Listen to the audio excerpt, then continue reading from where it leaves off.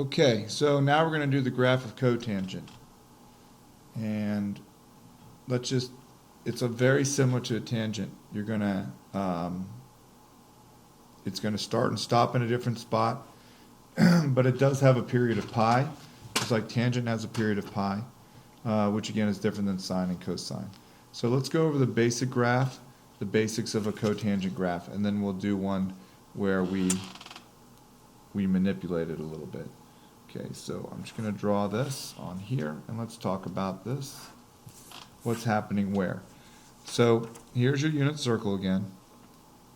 The main difference for cotangent versus tangent is that it's going to start at 0, and its period is going to go through pi. Okay? It's going to start at 0, and its period is going to go through pi. The reason is because that's where the two asymptotes are. Why? Well, it's elementary, literally elementary. We're talking about reciprocals. The cotangent is the reciprocal of the tangent. So, if the tangent takes y divided by x, then the cotangent is going to take x divided by y. So everywhere you have had a 0 for tangent, you're going to have an asymptote, and everywhere you have an asymptote, you're going to have a 0. Let's just look at that. For cotangent, we're going to have 1 over 0. Well, 1 over 0 is undefined. Also, over at pi, we're going to have negative 1 over 0. Again, undefined.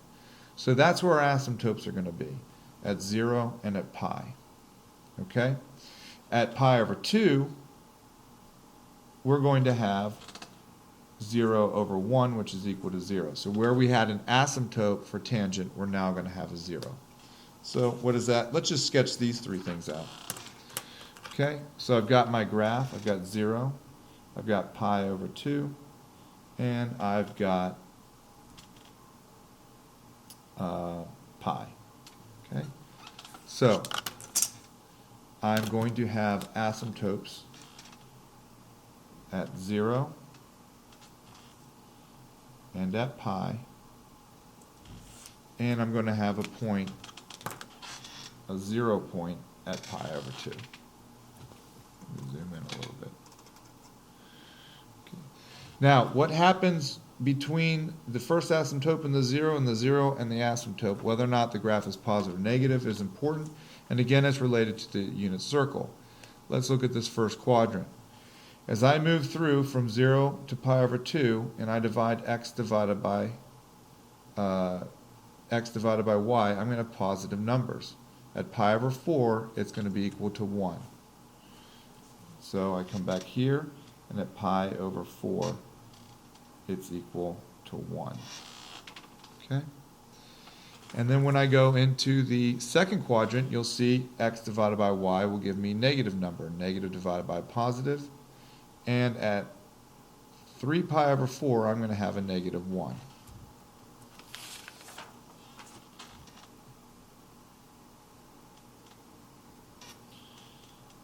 And this sets up the basic cotangent graph and my famous graphing ability here.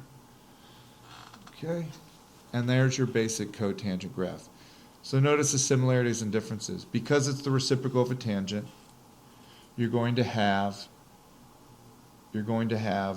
zeros where you had asymptotes for tangents and asymptotes where you had zeros for the tangent graph. Okay. Also, you'll notice they're positive in the same areas. Tangent was also positive between 0 and pi over 2, and so is cotangent because you're moving through that first quadrant. And then you get to the second quadrant and cotangent becomes a negative graph. And then this graph would then, the pattern would repeat to the right forever and repeat to the left forever. Okay.